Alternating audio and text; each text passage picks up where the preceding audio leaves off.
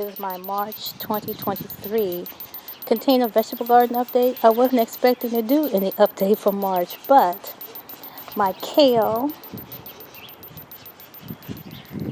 has come back, and I did not plant this kale this season. I actually planted it in the fall of 2022. It had died back. I'm going to show you. It had pretty much died back to this, but then these started sprouting up in February. We had a pretty mild February. I don't know about your area. And lo and behold, I'm getting some new kale in this container, in that container. And not only the kale, but my collard greens are coming back. This is all new growth. Here's some of what it looked like when it died off back in December and January. More collard greens coming back. Yeah, those over there have gotten pretty big, as well as over there. Again, I'm pretty amazed.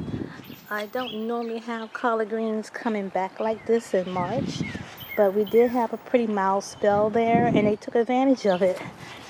I also have some turnip greens getting ready to sprout back up. And of course, Mr. Weed had to get in there, so I have to pull him out. I also have some spinach that survived. Everything else, my broccoli rabe and my eggplant, and of course the tomatoes, have long died off. I just haven't cleared out the pots yet. Here's my chives that came back. So let me give you a shot from this direction.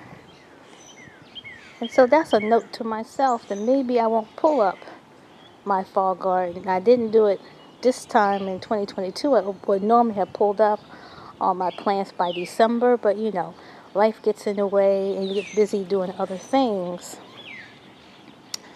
And there's another pot of spinach that is doing well. And today is March the 7th. It's getting that time, folks. Time to start thinking about all the great things you're going to plant. And that's it. If you like that video, hit the thumbs up like button and consider subscribing to my channel and hit the notification bell so you know when I've uploaded a new video. That's it for now. Bye-bye.